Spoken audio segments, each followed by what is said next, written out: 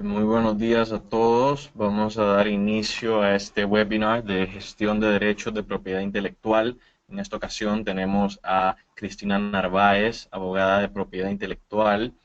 Y antes que le pase la palabra a Cristina, a quien le agradecemos muchísimo por estar compartiendo toda esta información el día de hoy, me gustaría hablarles un poco sobre Cristina, sobre sus logros hasta el día de hoy en su carrera profesional y hablarles un poco también sobre lo que va a tratar este webinar facilitado por Young America's Business Trust en el marco de la competencia de talento e innovación de las Américas, TIC Américas. Cristina Narváez es una abogada colombiana de la Universidad de los Andes. Ella es especialista en Derecho Comercial de la misma universidad. Hizo una maestría en Derecho de Propiedad Intelectual en la Universidad de George Washington, aquí en Washington, D.C., a donde están las oficinas centrales del Young America's Business Trust.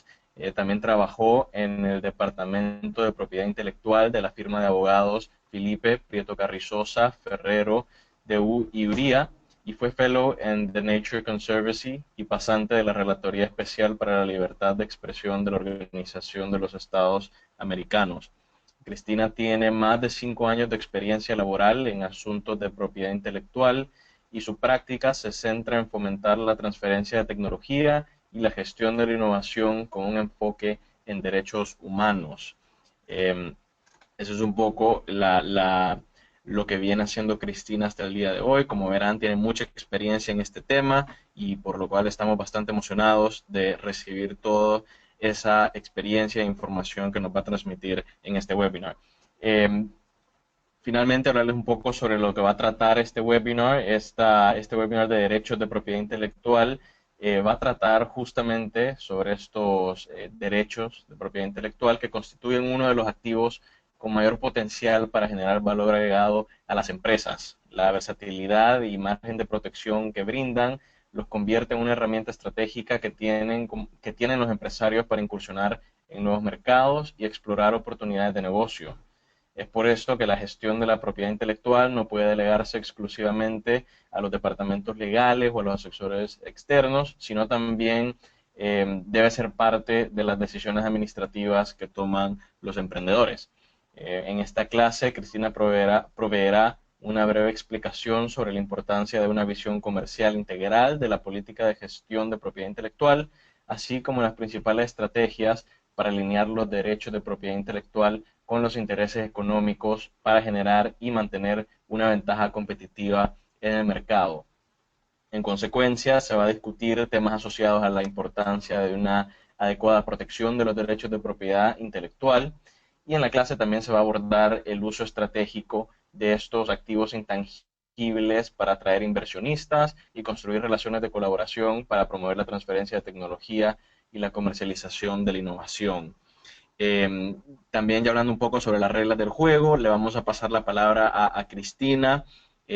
A los participantes les invitamos a que hagan sus preguntas por dos canales. El primer canal es que escriban sus preguntas. Hay una sección en el panel de control de esta plataforma que justamente preguntas o questions, dependiendo de qué idioma lo estén viendo.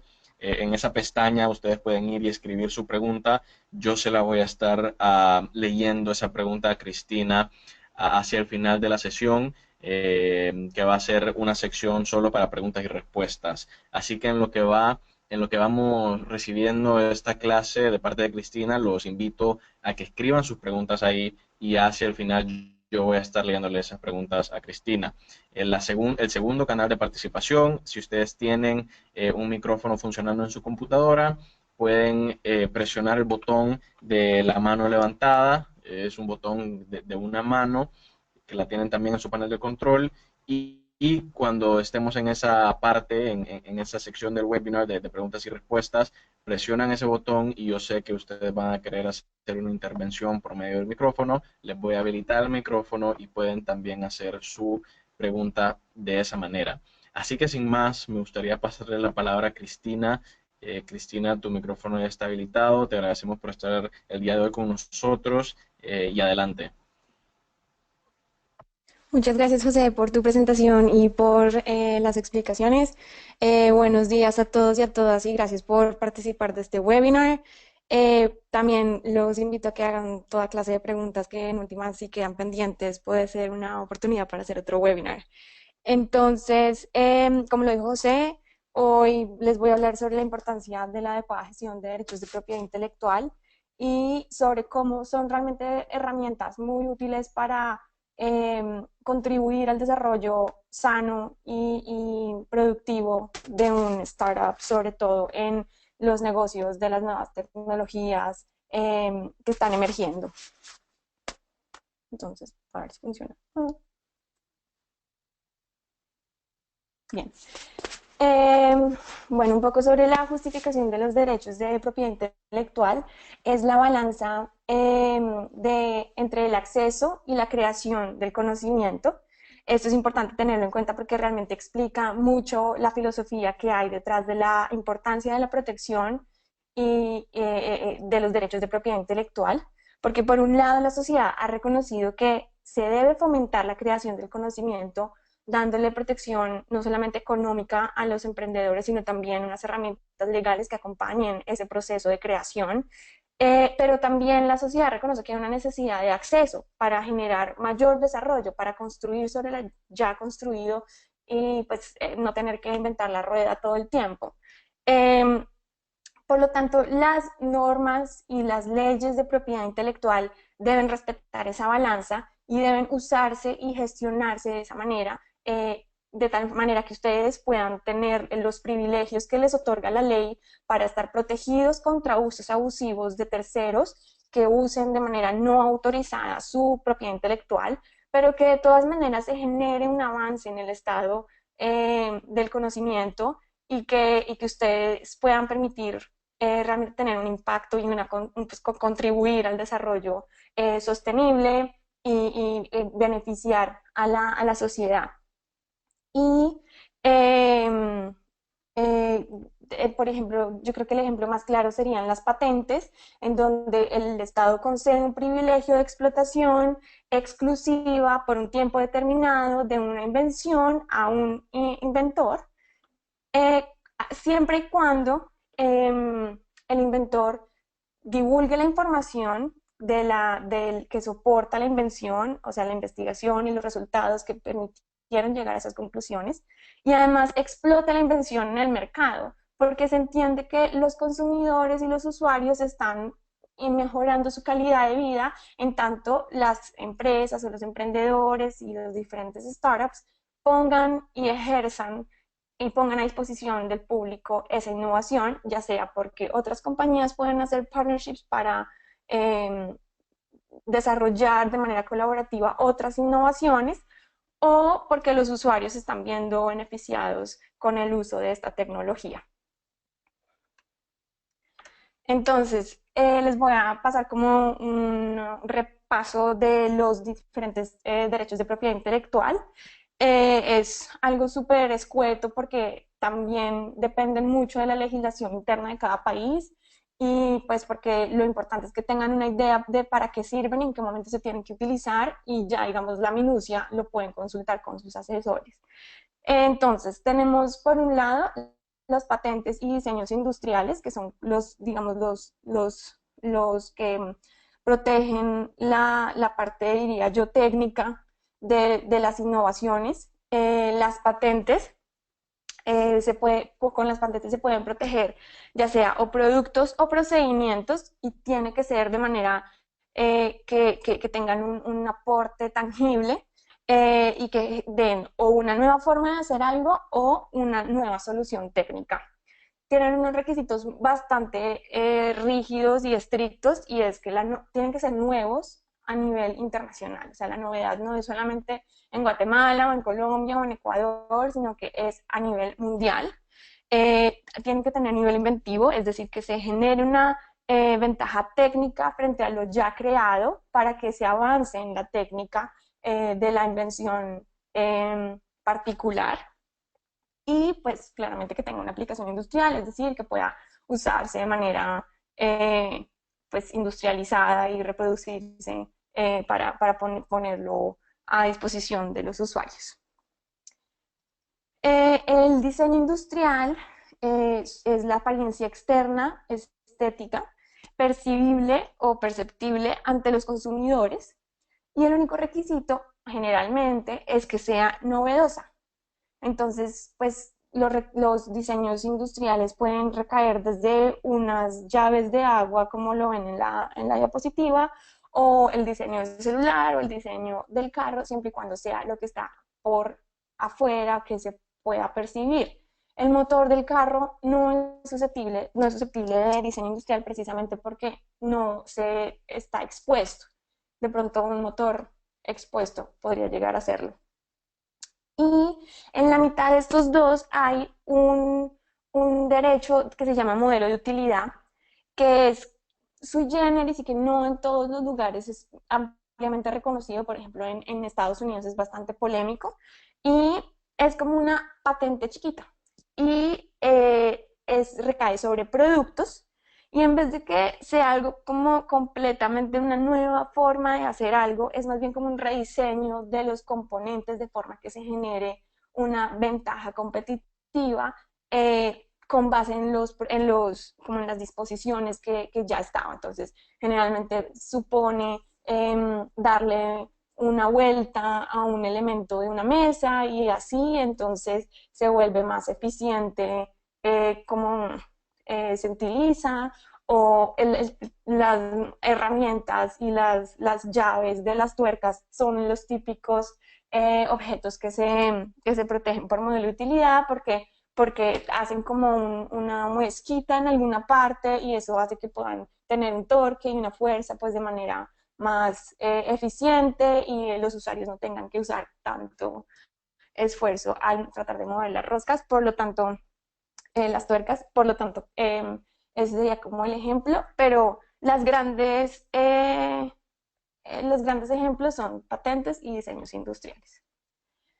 Las marcas son los signos distintivos que identifican productos o servicios en el mercado y los diferencian de los otros productos y servicios que se encuentran en el mercado, asociándolos a un único origen empresarial. Hay diferentes tipos de marcas y esto sí hay, digamos, la creatividad para todo el mundo. Y los más tradicionales están desde palabras con dibujos como el de Tesla, o solamente imágenes como el de Apple, o pues marcas menos tradicionales como las sonoras, que acá les traigo un ejemplo a ver si me funciona. Ahí espera.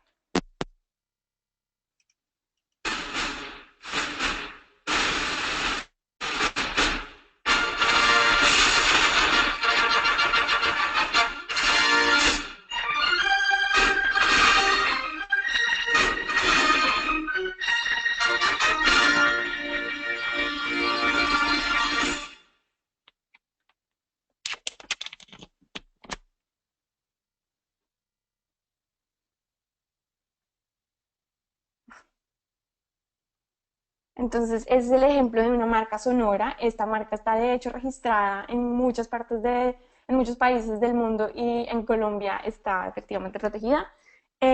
Otras marcas completamente novedosas como marcas táctiles, que quiere decir que la superficie tiene cierta rugosidad o cierta característica que hace que se pueda reconocer al tacto, o las olfativas, de color, donde se protege realmente una forma del color específica, que se pueda distinguir un producto.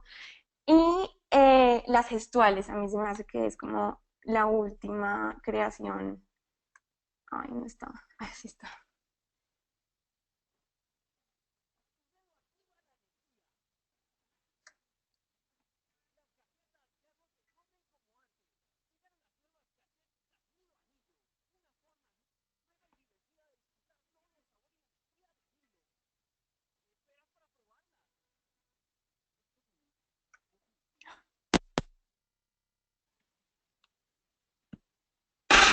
¡Tu dedo activa la energía! Las galletas ya no se comen como antes. Llegaron las nuevas.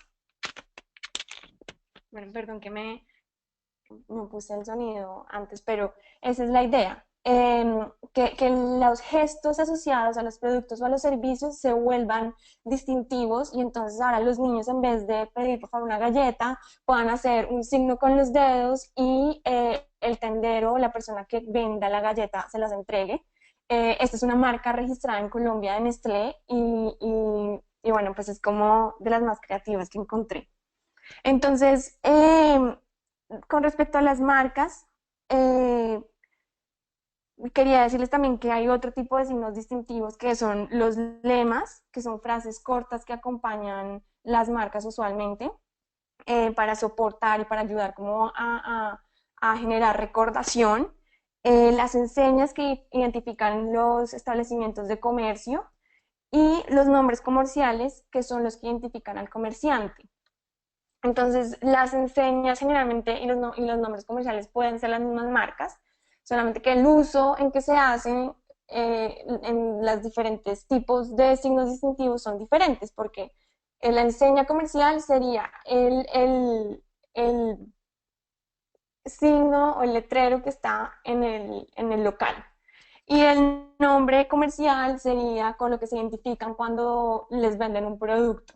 Entonces, sería esa la diferencia. Mm, Acá les quiero pues como aclarar una cosa con los nombres de dominio y es que los nombres de dominio, si bien se han convertido en un elemento muy importante para hacer el branding online, no son una marca en sí mismos. Los nombres de dominio son una forma fácil de codificar la dirección IP de las páginas web, pero no son una marca, sino que pueden incluir una marca o una enseña comercial. Entonces, hay que tener mucho cuidado porque en el momento en que ustedes adquieren un nombre de dominio, no necesariamente están adquiriendo esa marca. Y es probable que al adquirir ese nombre de dominio, ustedes estén infringiendo una marca de un tercero que ya la haya registrado y que, digamos, como que donde se vaya a usar la página web, esté infringiendo esos derechos. Y además, cuando ustedes adquieran un nombre de dominio, y piensen que ya adquirieron la marca, no es verdad porque las marcas se tienen que registrar ante las oficinas de marcas de cada país en donde se van a usar. Entonces no puede ser como que ya den por entendido que con el nombre de dominio ustedes ya tienen protegida su marca porque no va a pasar así y un tercero podría registrarlo y demandarlos por infracción. Entonces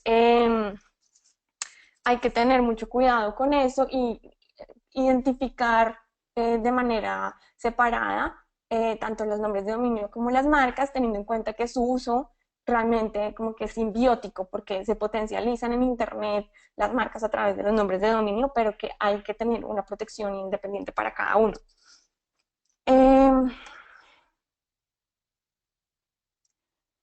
Ahora, los derechos de autor y derechos conexos.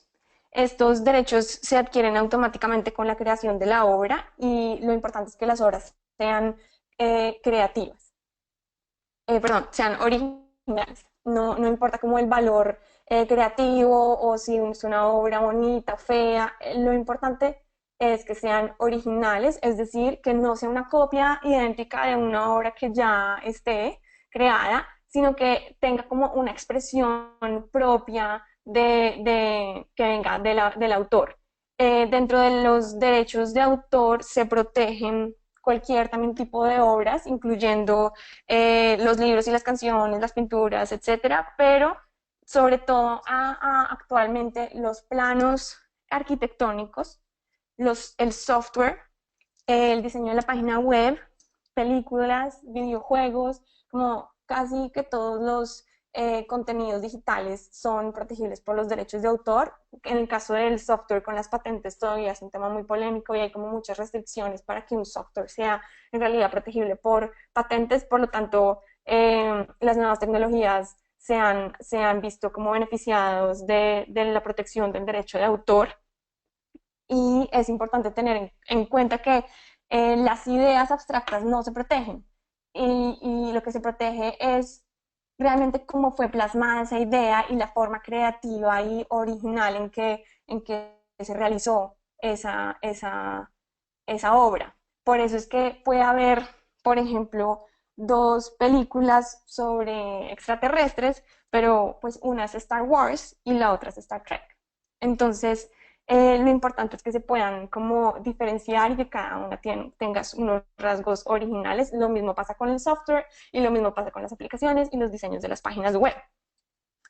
Por el otro lado, eh, los derechos de autor tienen tanto los derechos patrimoniales, casi siempre en los países que son de, pues como de tradición civil, que no son como de tradición del derecho, del tipo de derecho de Estados Unidos, tienen derechos patrimoniales y derechos morales.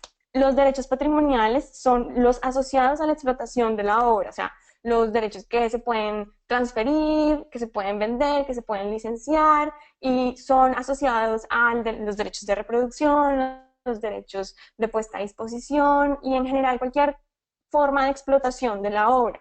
Mientras que los derechos morales son la paternidad, la integridad y los derechos que estén como apegados al autor y a la persona que los creó, y estos derechos son inalienables, inalienables perpetuos y no se pueden ceder ni renunciar.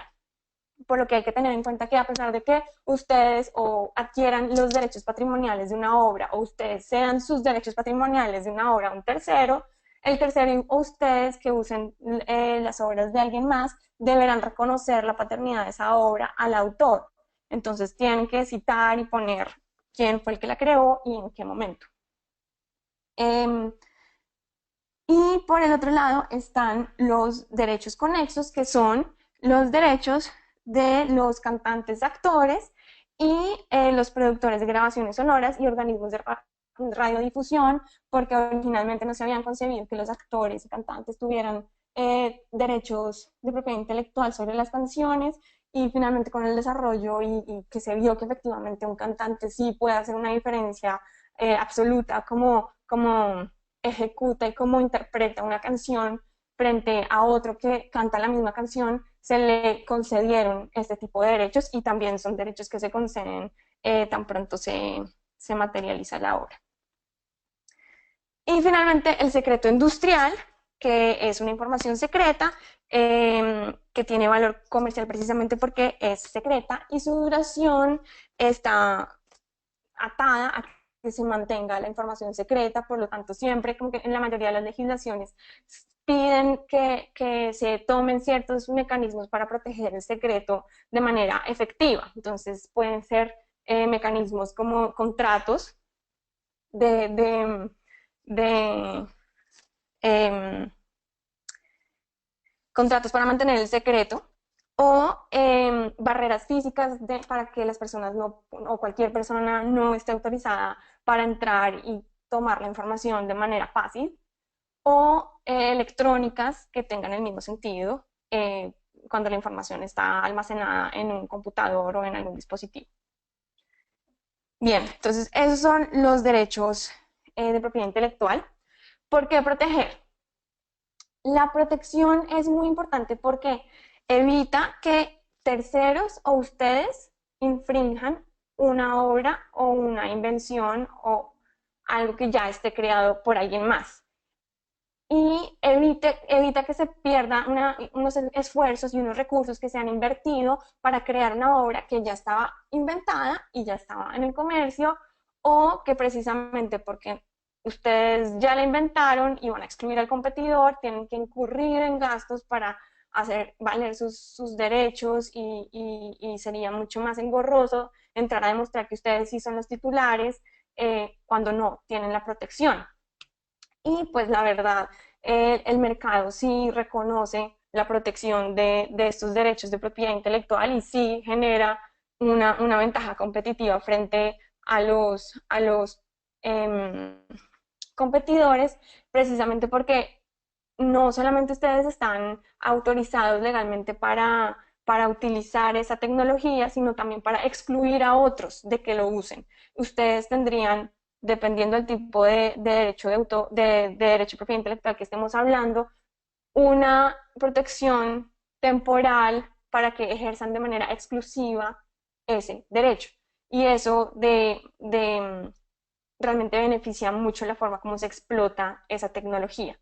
Entonces, la infracción no solamente para que ustedes se curen en salud de no infringir a los derechos de terceros, sino para que otras personas no los infrinjan a ustedes y tengan la capacidad de excluirlos cuando estén usando la tecnología que ustedes han desarrollado sin su autorización.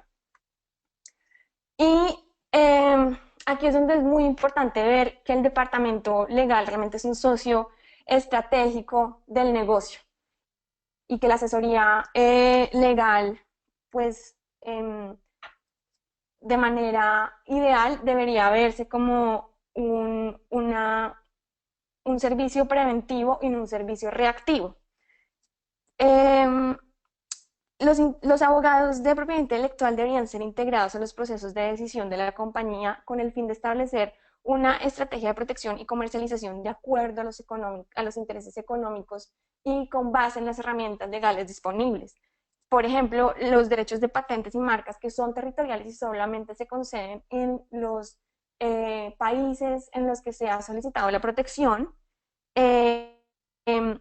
pues se debe tener en cuenta cuáles son los países que realmente se tiene interés en incursionar para que el abogado no empiece a proteger patentes en países que son costosísimos y que en realidad ustedes no pretenden penetrar en ese mercado. O al revés, que el abogado no sabía que ustedes iban a entrar en un país determinado y nunca protegió, y ahora ya no se puede proteger la patente y ustedes estén comercializando ahí, empiece una infracción, pues ustedes estén infringiendo o un competidor esté infringiendo sus derechos y no tengan cómo defenderse porque no se creó ese derecho. Entonces, siempre la acción legal y la forma como se debe orientar la estrategia de protección y de defensa de los derechos de propiedad intelectual tiene que estar atada a los intereses económicos del negocio particular, de manera que pues, se pueda usar, obviamente, los recursos de manera inteligente y de manera económicamente sabia. Entonces, ¿por qué esto favorece una práctica legal preventiva? Porque si ustedes conversan y tienen una conversación fluida y comunicación asertiva de lo que realmente necesitan con sus abogados, pues la práctica legal es estratégica y planeada y se tiene la posibilidad de medir los recursos que se van a invertir y de controlar los gastos y de eventualmente identificar las contingencias y establecer posibles estrategias para evitarlas o superarlas, mientras que si se ve a los abogados como un médico que viene a curar una enfermedad y que lo que tiene que hacer es reaccionar frente a los problemas que se crean, pues va a ser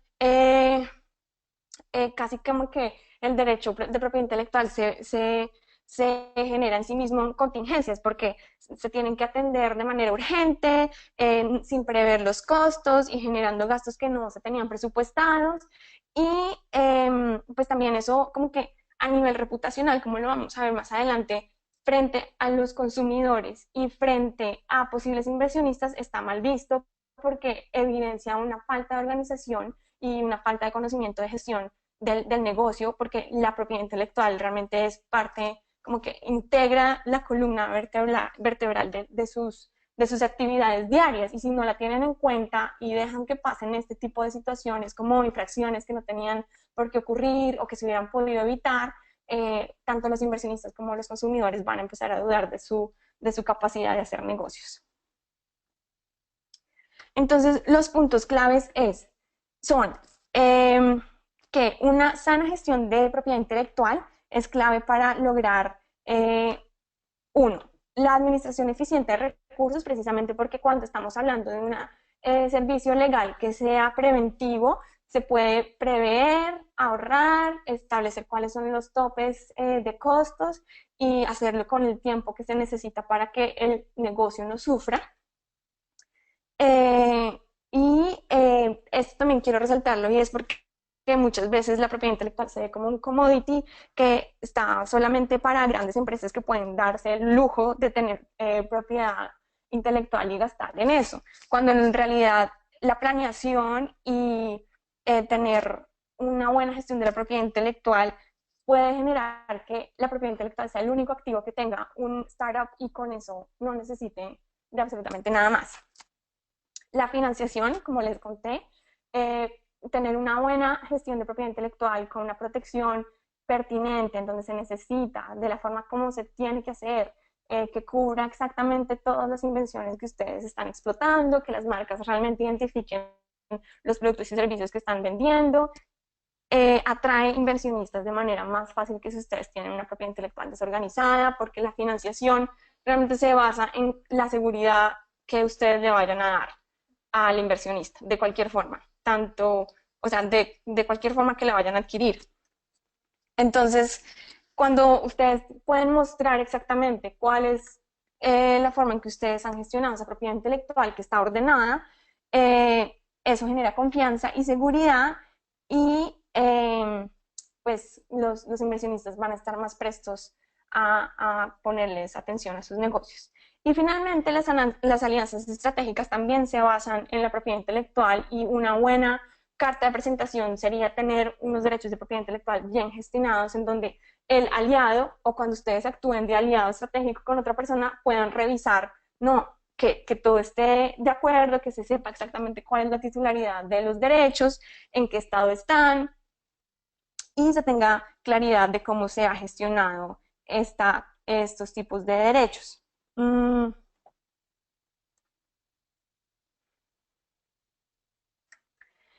Y ya ahora les voy a explicar cuáles serían como las herramientas que tienen para hacer una adecuada gestión de la propiedad intelectual que les he hablado tanto. Yo creo que ya están familiarizados con esto, pero de todas maneras pues es importante repetirlo. Entonces, en primer lugar podemos hablar de los due diligence o de las auditorías legales. Se pueden realizar en cualquier momento que ustedes consideren necesario, pero es realmente aconsejable antes de entrar en transacciones con un tercero, ya sea inversionista o un aliado estratégico. Antes de tomar cualquier decisión estratégica de inversión que ustedes necesiten desarrollar un nuevo producto o que estén buscando qué es lo que están haciendo sus competidores, el due diligence realmente sirve y para confirmar que sus derechos de propiedad intelectual estén bien atendidos y en orden. Y entonces el due diligence es una auditoría interna que puede hacerse de sus derechos de propiedad intelectual cuando ustedes quieren ver el estado actual de sus propios activos o de un aliado estratégico o una persona a la que ustedes quieren comprarle un derecho de propiedad intelectual y quieran ver cuál es el estado de este. Entonces siempre se debe identificar cuáles son los derechos de propiedad intelectual, protegidos o no protegidos. Por ejemplo, están desarrollando una invención y pues está en un estado tan temprano que todavía no se puede considerar una solicitud de patente y no se ha presentado la solicitud, pero el desarrollo y la investigación está en proceso. ¿Eso cómo se podría proteger? A través de secreto, que no necesita registro, pero la información que se está gestando para crear la patente es de tal sensibilidad que se tiene que haber tomado las medidas necesarias para proteger esa información hasta que se pueda presentar la solicitud de patente. Lo mismo con los derechos de autor, lo mismo con las marcas. Se están usando signos que no se están registrados, se están usando obras que no se sabe quién es el autor. Eso tiene que ver con la titularidad. Entonces, el segundo paso es, una vez identificados los derechos, establecer quién es el titular, quién es el dueño de esos derechos, quién está facultado para ejercerlos. ¿Es la compañía a la que ustedes están auditando o son ustedes cuando están siendo auditados? ¿Y cuál es la validez y la eficacia de esos derechos? ¿Están al día los pagos de las patentes? ¿Se han renovado oportunamente las marcas? ¿Cuál es la eficacia? Quiere decir que si la protección que se otorgó es lo suficientemente amplia para cubrir toda la invención, si las marcas están registradas para identificar los productos o servicios que efectivamente se están comercializando, y finalmente, cuáles son los usos o las posibles infracciones que se podrían presentar, tanto por parte de terceros como de ustedes. Entonces, si los usos que están dando o que están haciendo ustedes de esas marcas son los que realmente fueron concedidos por la oficina de marcas. Entonces, si no lo son, tienen que registrar otra marca o evaluar cuál fue el proceso que se realizó. Y posibles infracciones, cuáles son las acciones que están tomando sus competidores frente a sus derechos de propiedad intelectual, y ustedes, si no están teniendo las autorizaciones legales que se requieren para que puedan explotarlos, entonces, ¿cómo se puede mejorar esa situación para prevenir un posible litigio o una contingencia con respecto a una posible infracción? Otra herramienta que tenemos en la mano son las búsquedas a nivel internacional casi. Se puede hacer búsquedas de patentes, de marcas, y en algunos países de derechos de autor, y muchas de las oficinas de derechos de autor ya se están modernizando mucho y cada vez las búsquedas de derechos de autor se están volviendo más ágiles y más fáciles. Entonces, una búsqueda de antecedentes, bueno, y esto yo creo que es lo más fácil de entenderlo, es casi que un benchmarking legal para ver en qué están sus competidores, qué hay en el mercado y ustedes cómo pueden diferenciarse o tomar ventaja de lo que ya hay. Entonces, los antecedentes generalmente se usan para patentes y para marcas, para ver qué es lo que ya se ha protegido y qué es lo que ustedes no podrían usar.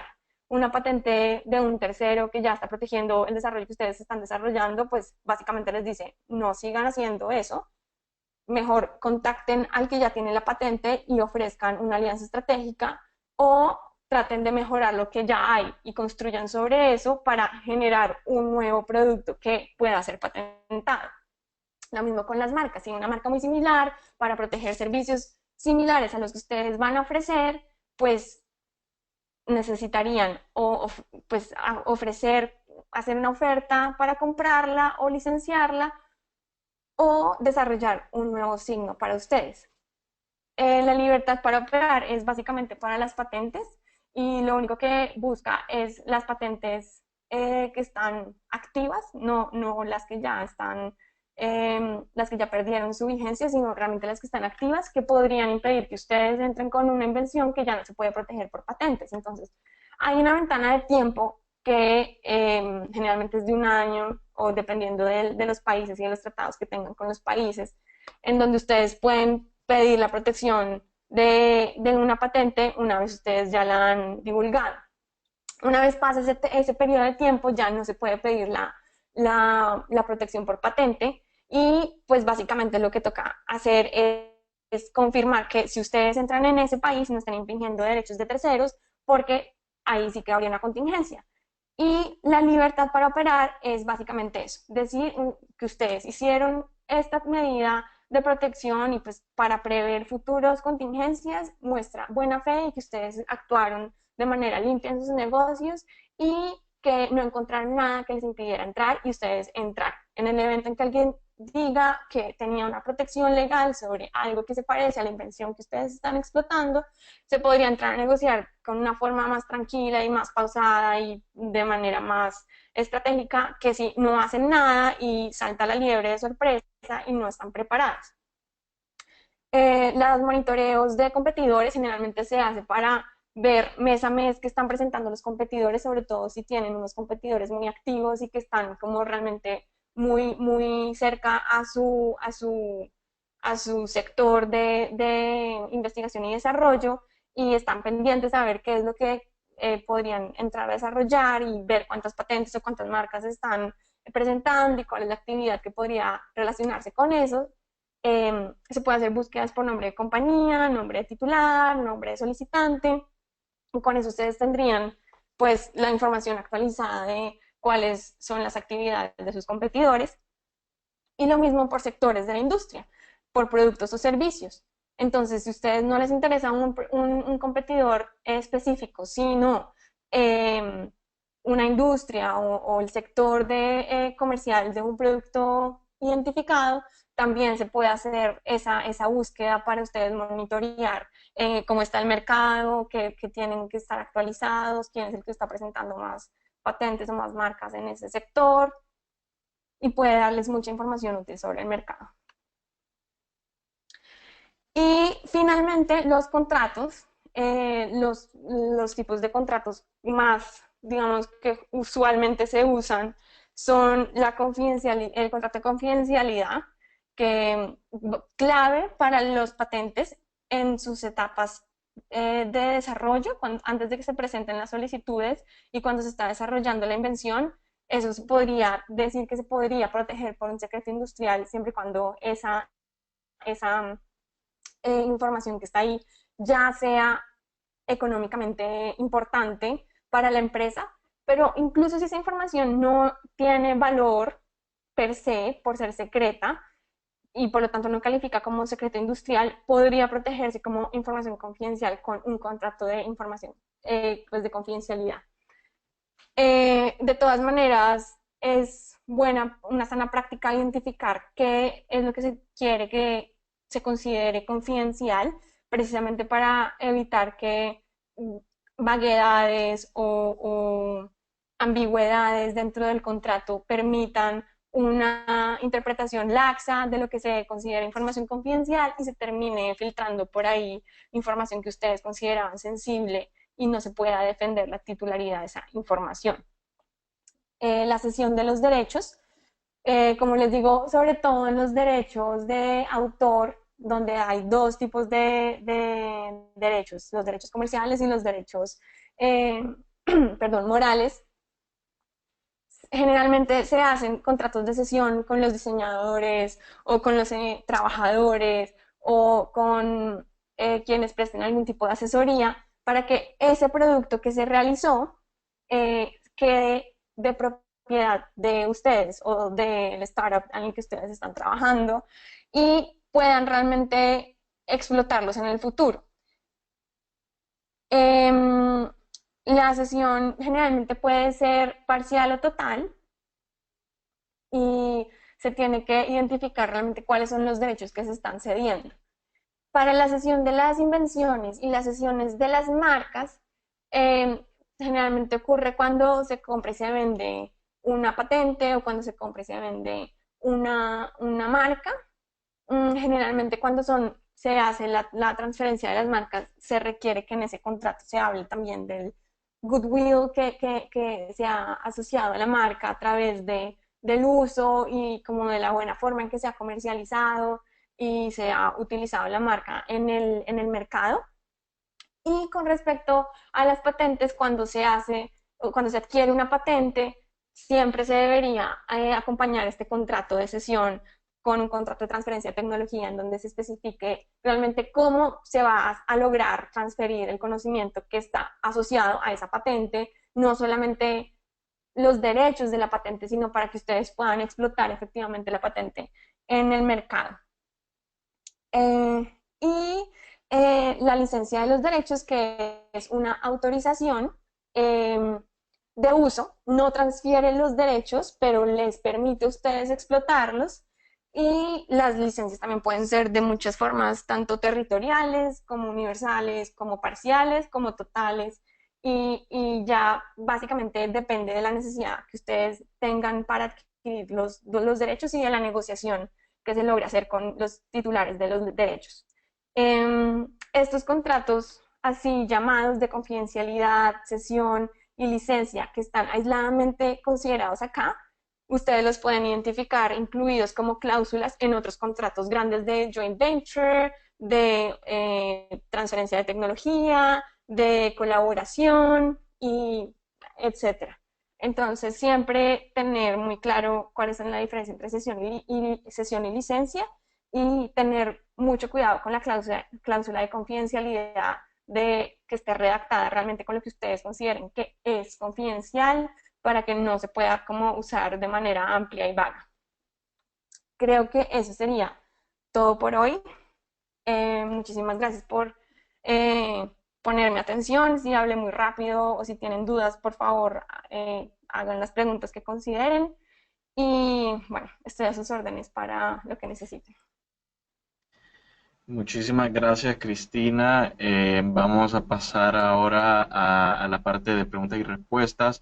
Me gustaría invitar a los participantes a que escriban sus preguntas en la sección de preguntas, o aquellos que quieran hacer su pregunta por medio del micrófono, que presionen el botón de la mano levantada y yo les voy a habilitar el micrófono. Mientras van llegando las preguntas, los invito siempre a visitar la página del Young America's Business Trust, la cual es yabt.net, en la cual van a poder ustedes ver los distintos programas, acceder a la plataforma de YBT Bootcamp, donde están las siguientes sesiones de webinar como esta, acceder a las grabaciones de sesiones anteriores, entre otras cosas, y también poder estar al tanto de los distintos programas como lo es la aceleradora internacional que se va a estar lanzando próximamente, bueno, que ya se lanzó, perdón, y que está la convocatoria cerrando próximamente, así que los invito a que revisen eso. Estoy viendo que Carlos Eduardo Guillén Núñez ha levantado la mano. Carlos Eduardo, si nos puedes escuchar, tu micrófono está habilitado y adelante con tu pregunta. Muy buenos días. Quería hacer una pregunta con respecto a las infracciones. En el caso de que durante un evento de concurso se comprueba que hay una infracción en el tema de la patente, ¿qué tipo de acciones debe realizarse con respecto a la forma en la cual debe tratarse este tipo de presentaciones? Gracias. Adelante, Cristina. Bueno, desde la parte legal, tocaría analizar ya como el caso particular que se presente y no te puedo dar como una respuesta como aplicada porque no sé bien si pasaría o no. Pero desde el punto de vista legal, pues sí, tocaría analizar realmente qué él se está como infringiendo y si la patente ya está protegida o no y si realmente lo que se considera que se está infringiendo sería sujeto de protección y si cabe dentro de las reivindicaciones de la patente. Una vez se haga esta evaluación, pues básicamente estarían sujetos a las acciones legales que permita el país. Eh, Generalmente son civiles y penales y se podrían pedir perjuicios. Eh, es decir, la persona que tenga la titularidad de la patente y compruebe que efectivamente se hizo un daño con esa violación de sus derechos, tendría derecho a recibir una remuneración económica para lograr como aliviar ese perjuicio que se causó. Pero tocaría analizar el caso a caso, o sea, como realmente qué pasaría ahí.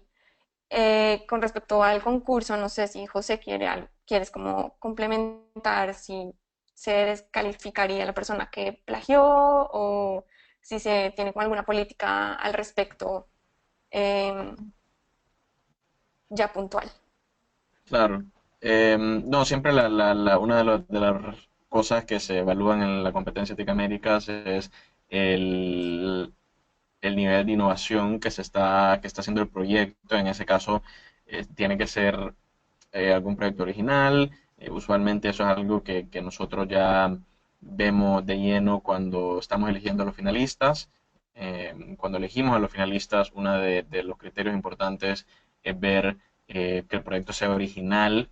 No es requisito que tenga una patente o que tenga inclusive su marca registrada en ese momento, pero sí se les incentiva a que lo hagan y por lo tanto les ayuda bastante a poder tener una oportunidad más grande de llegar a las finales. Cristina, pasamos a la siguiente pregunta. Cuando tú estabas hablando de la búsqueda en términos de antecedentes y patentes, ¿hay alguna plataforma que recomendás para poder hacer esas búsquedas, para poder darnos cuenta si hay algún antecedente de lo que pensamos que es una idea original o si hay una patente? Bueno, para hacer las búsquedas de antecedentes de patentes, se puede solicitar la información directamente a las oficinas de patente de cada país. Como les digo, esos derechos se conceden pues específicamente para cada país. Y, WIPO, o la OMPI, la Organización Mundial de la Propiedad Intelectual, también tiene una herramienta de búsqueda a nivel internacional.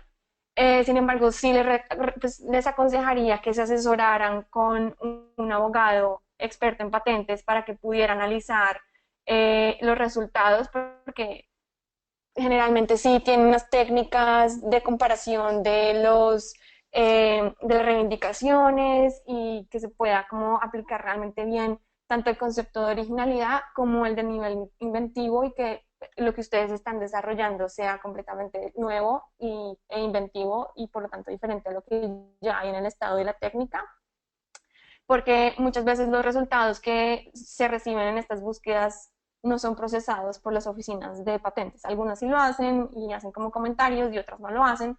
Eh, entonces, una vez ustedes tengan un montón de resultados, es importante saber cómo analizarlos y cómo buscarlos. Perfecto, gracias Cristina. Nos viene una pregunta de Johan Alfredo Romero. Te leo textualmente la pregunta. Dice, buenos días, gracias por la presentación. Me gustaría saber el tratamiento de patentes y propiedad intelectual para productos de software en Latinoamérica, particularmente en Colombia. Hola, Johan. Bueno, en Latinoamérica lo que pasa es que hay mucha interpretación ya a nivel interno, que no estoy al tanto de todos los países. Eh, de Colombia, pues particularmente sí, sí, y las patentes que se protegen, perdón, sí, bueno, los software que se pueden proteger por patentes de invención son aquellos que son implementados a través de un medio electrónico, o sea, no el software aisladamente considerado no es susceptible de protección, sino que tiene que ser una invención implementada a través de un computador o de algún aparato tecnológico que incluya el software para su presentación. Pero hay que tener cuidado ahí, porque si se entiende que el software se puede ejecutar de manera independiente, y que de alguna manera lo que están haciendo es tratar de pasar medio camuflado el software de ese computador como parte esencial, y así tener como una protección eh, más robusta, no aplicaría ahí la patente. Tiene que realmente ser como un nivel de integración bien alto, y se tienen que cumplir los requisitos que contienen novedad, nivel inventivo y aplicación industrial. Al respecto, tengo un artículo que no sé si te lo pueda pasar o cómo te lo paso, José, eh, donde explica un poco más qué ha hecho la Superintendencia de Industria y Comercio sobre la evolución y los pasos que ha seguido para proteger este tipo de invenciones. Pero en realidad es complejo, y si el software no, o sea, si el software se puede ejecutar de manera independiente al hardware, sería bastante difícil. Si quieres te paso el artículo, pero no sé cómo, José, cómo puede Lo ser. podemos incluir en la presentación de PowerPoint que luego vamos a compartir en la plataforma de YPT Bootcamp. Lo incluimos ahí como Perfecto. una filmina más, como un slide más. Listo, pasando a la siguiente pregunta, tenemos que la siguiente. ¿Qué tan temprano debe una startup comenzar a tratar los temas de derechos de propiedad intelectual? ¿Debería ser cuando ya están consolidados y con un producto listo para comercializar, o deben hacerlo cuando estén todavía en una etapa inicial? Muy buena pregunta. Muchas gracias por hacer esa pregunta, es muy interesante. La respuesta como más completa depende del tipo de derecho de propiedad intelectual que quieras usar. Se tiene que implementar en las diferentes etapas de tu desarrollo. Si tu desarrollo está en una etapa de investigación y de desarrollo y todavía muy incipiente, pues sería como interesante explorar una marca pues porque estás mirando hacia adelante, pero realmente lo urgente ahí no sería la marca, porque eso ya sería la comercialización, sino un contrato bien fuerte de secreto industrial, por ejemplo, o de confidencialidad, por lo menos, para que esa investigación no se filtre o tenga unos controles importantes sobre la publicación de los resultados, y así se pueda controlar un poco como esa primera etapa. Implementar también todas las buenas prácticas para mantener los secretos industriales o la confidencialidad de la información. Y cuando ustedes ya tienen unos resultados más consolidados y saben que la invención funciona, que ya se podría considerar que tiene cierto nivel inventivo y que además es nueva y que se ha visto que tendría aplicación industrial, podría pensarse en presentar una patente o seguir protegiendo por secreto industrial, pero ahí sí tomar realmente muchas medidas para mantenerlo secreto. Si se ve que la comercialización se podría hacer realmente bastante rápido, o sea, mucho antes, y no es una invención que sea patentable, se podría realizar todos los pasos para hacerlo por derechos de autor. Como les conté, los derechos de autor se pueden, o sea, se protegen efectivamente en el momento en que se crea la obra, como el software apenas está como escrito, o el diseño que ustedes crearon de el computador o el diseño, lo que ustedes estaban desarrollando está listo, pero no es una patente. Antes de lanzarlo, por favor, buscar cómo se debería proteger y hacer los pasos que se requieran para protegerlo. Incluso es una sana práctica no lanzarlo al mercado antes de que la protección esté concedida, pero muchas veces en las oficinas de derechos de propiedad intelectual de muchos países, sobre todo en Latinoamérica, son bien lentas, entonces muchas personas como que están afanadas por lanzarlo y como que muchas invenciones también dependen mucho del timing, y si el timing se pasa y ya no sería algo atractivo para el mercado, por lo menos que esa protección ya se haya solicitado. En el caso de los derechos de autor, si bien se protegen de manera automática, es importante consolidar la protección a través de la solicitud en la oficina de derechos de autor de cada país. Lo mismo podría hacerse de la marca. Las marcas sí deberían estar ya listas con la búsqueda realizada, con el diseño listo y transferido al startup. No que el diseño de la marca no esté en cabeza del diseñador, que esté en la cabeza del emprendedor. Y, o sea, la titularidad de los derechos, y que ya esté solicitada la marca, o por lo menos bien avanzado el proceso de registro de la marca, porque puede haber oposiciones de terceros que impidan el registro y puede haber complicaciones, y ustedes ya en el mercado con la mercancía, con la marca lanzada, con todo, y les toque cambiarlo, perderían la inversión. Entonces, no es en qué momento se debería ya atacar todo, sino cuál es el momento puntual en donde se necesita usar cada derecho de propiedad intelectual. Por eso es como se tiene que incluir por lo menos a alguien que tenga cierto conocimiento de derecho de propiedad intelectual, que les pueda decir, no, todavía no pensemos en las marcas porque todavía estamos muy incipientes, pensemos cómo evitar que esta información se filtre. O no, pues ya que si la información ya se filtró, protejamos esto con una marca y presentemos la solicitud y esperemos a que la solicitud por lo menos pase la etapa de las oposiciones, y por lo menos esté concedida en primera instancia para que se pueda lanzar al mercado. Entonces, es una estrategia que varía caso a caso y no puede hacerse de manera general, pero pues es como hay ciertas buenas prácticas que aplican y podrían seguirse. Perfecto. Vamos a ir ya cerrando con las preguntas. Nos han venido un par más, así que Cristina, si pudieras tal vez responder brevemente para que podamos meter por lo menos dos preguntas más. Nos llega una pregunta de María Angélica Sánchez. No, me gustaría meter las preguntas, así todo el mundo puede. Pero te agradezco por ser tan específica, y la verdad que mucho mejor.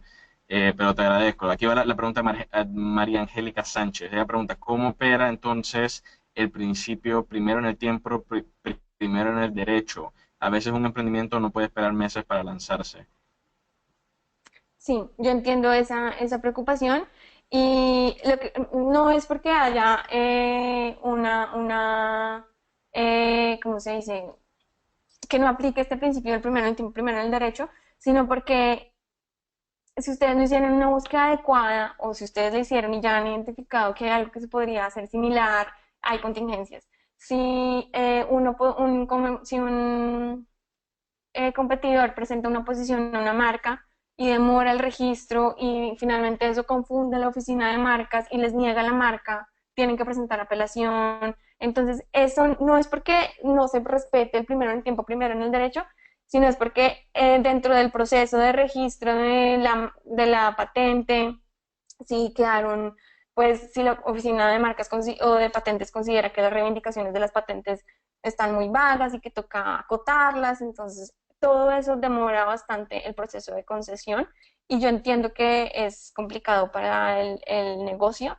El punto es, por lo menos, como les dije, por lo menos que ya esté solicitado, por lo menos que se haya hecho un estudio bien juicioso de las búsquedas de los antecedentes, que se haya contratado las personas que realmente sepan redactar patentes, que los derechos de propiedad intelectual, pues de los derechos que están asociados al diseño de la marca estén en cabeza del startup, o sea, que se blinden bastante. Yo sé que el proceso de las marcas y de las patentes es demorado, pero por lo menos presentarlas.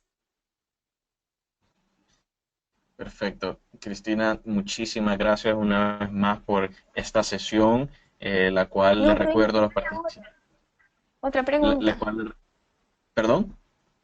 ¿Habías dicho que había otra pregunta? Sí, bueno, te la hago, listo. La pregunta era que ¿cuándo debe el emprendedor registrar su marca en otros países y si hay alguna herramienta de bajo costo para hacer esto? Mm. No.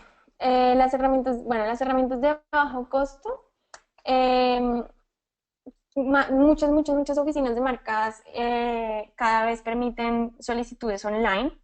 Entonces, sí hay, y realmente en muchos países no se requiere que la solicitud sea presentada por un abogado, ya es después cuando sí se presenta algún tipo de actuación posterior, una posición o una negación, en donde efectivamente se requiera como que un abogado entre a actuar. Entonces, por lo tanto, los podrías presentar online. Cuando se requiere, y eso bajaría los costos, cuando se requiere presentarlos en cada país, pues cuando tú ya decidas que vas a entrar a ese país o que ese país va a ser un mercado objetivo a través del mercado que se desvía, o sea, dentro del mercado secundario de tu producto. Entonces, cuando tú veas que algún país pues, va a ser receptor de tus productos, deberías proteger tu marca en ese país. Pero siempre apoyado de una persona que tenga como ese conocimiento de propiedad intelectual que te pueda decir, esta búsqueda se tiene que hacer, tienes que hacerlo así, y sobre todo que conozca la práctica comercial en ese país. Entonces, por lo menos la presentación online, generalmente los fees de las oficinas de patentes y de marcas son menores cuando se presentan online a cuando se presentan en físico, pero sí, una herramienta como a nivel internacional está la marca internacional de la WIPO, pero no en todos los países de Latinoamérica han ratificado el tratado, entonces no está disponible en muchos países. Perfecto. Muchas gracias, Cristina. Antes de dejarte con las palabras de despedida, te queremos agradecer de parte de Young America's Business Trust por este webinar. Estamos bastante emocionados de poder compartir la grabación con las demás personas. Les recuerdo a los participantes que pueden ingresar a la plataforma del YBT Bootcamp por medio de la página del ybt.net, donde van a poder ver la grabación de esta sesión y de otras, acceder también a las presentaciones y a los distintos links que los oradores comparten durante sus sesiones. Les recordamos también que Cristina va a regresar la siguiente semana para dar la presentación en inglés, por si alguno le quedó pendiente alguna pregunta y quiere hacerla en otro idioma. Una vez más, les agradecemos por estar el día de hoy con nosotros y Cristina, te dejo con las palabras de despedida. Muchas gracias por haber estado con nosotros el día de hoy. No, muchas gracias a ustedes y muchas gracias a todos los que asistieron. Para mí fue muy grato y un honor poder participar en el YBT Bootcamp y los veo la próxima semana para que sigamos la misma presentación en inglés. Muchas gracias, hasta luego. Chao.